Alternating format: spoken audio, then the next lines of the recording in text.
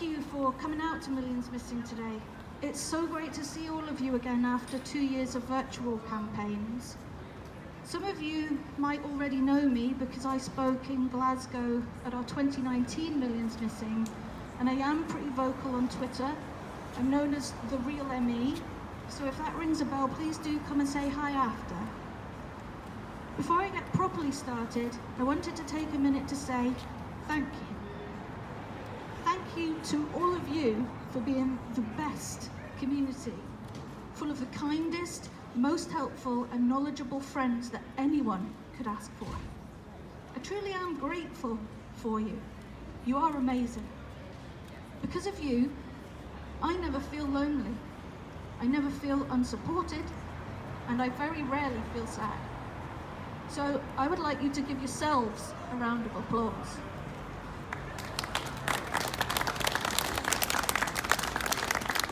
I also wanted to welcome a few of our newer friends, those who've joined us over the last 2 years of the pandemic.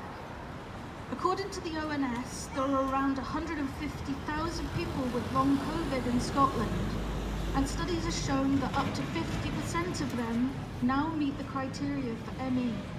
At those numbers, that's an additional 75,000 people with ME in Scotland, almost quintuple our numbers in just 2 years. I've also seen some exclusory chat online, and that's not okay. Don't let anyone say that you don't belong. And if they don't like it, they can come and see me. I'm sorry that you have to be here, but I'm also incredibly grateful for you, because your stories and your voices will add to the call for change. Those earliest years with ME are the hardest, most confusing and heartbreaking, and everyone could stand to remember that with a little more empathy. So on to why we're here today. Well, the global theme is research. Our theme in Scotland is more specifically about the new NICE guidelines and NHS services. Last October, after 4 years of hard work from an incredible panel, the new NICE guideline for ME/CFS was issued.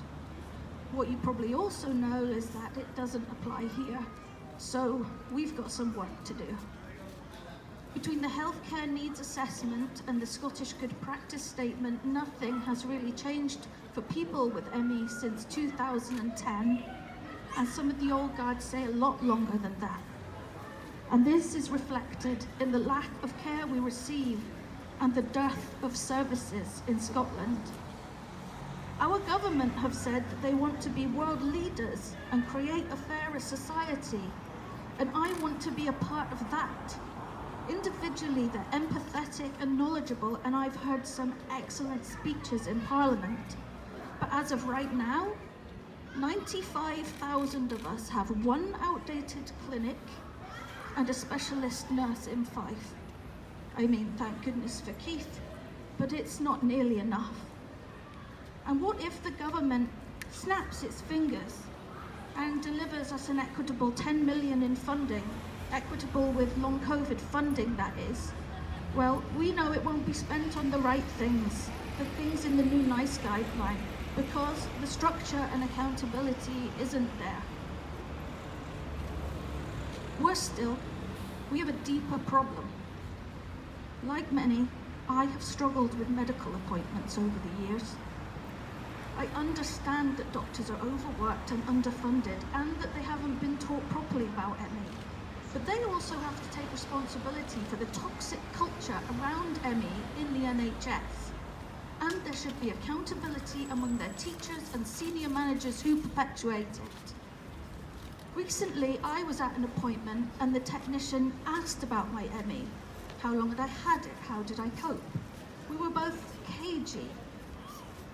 I was surprised she'd asked, and she was cautious of saying too much. But as I eyed her with distrust, she suddenly blurted out that she'd been diagnosed with ME and was struggling to keep going. And she couldn't lean on her colleagues because it's toxic and everyone has this attitude. She just wanted to talk to someone who gets it.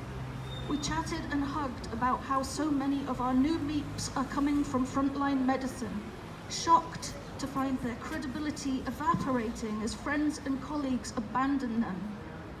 And for anyone near the beginning of navigating this thing and wondering if that's common, I have so many stories. Every time I talk to my GP, I know I'm talking to someone who believes ME is psychosomatic.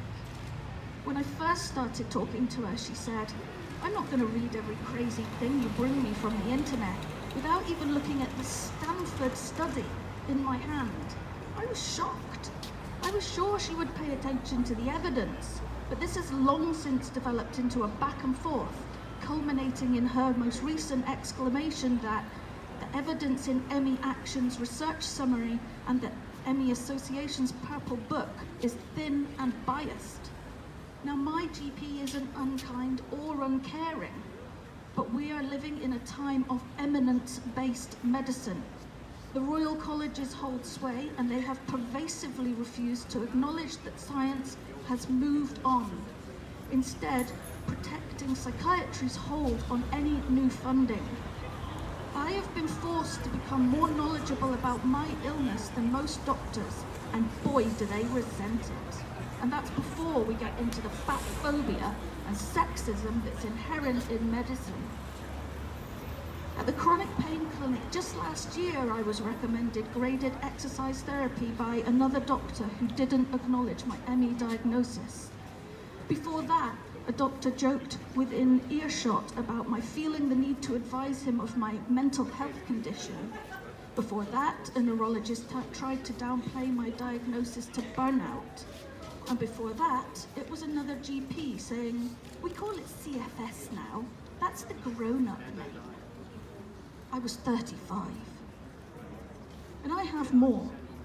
Scale that up by 95,000 people, and what you have is a systemic cultural bias within the medical community that needs both education and consequence. This brings me back to long COVID. I'm near the end, by the way. There is nothing to envy about that purported 10 million. It may as well have been flushed down the toilet. There's no government oversight of that money. And though the ME community offered to help from the outset, not only have the government and NHS not learned from their mistakes, they've wasted money on so-called treatments that we know harms patients with post-exertional malaise. Instead of accepting an offer from the NICE panel members who'd literally just spent 4 years assessing the evidence, the long COVID guideline was rushed out with the same misinformation about graded exercise therapy. All they are offering is the same outdated paradigm, a rebranded CBT and GET under the guise of activity management and goal setting. It's this basic. You cannot rehab patients who are still sick. Even 8 of the 9 newly funded studies aren't looking into biomedical research. But Scotland could be world leaders if the will was there to rally the empathy in Parliament into real action, make the promised updates to the SGPS, implement the recommendations in the HCNA, take the radical approach of funding scientists who actually know about ME research instead of these Johnny-come-lately funding grabbers, and leave behind this obsession with CBT and GET.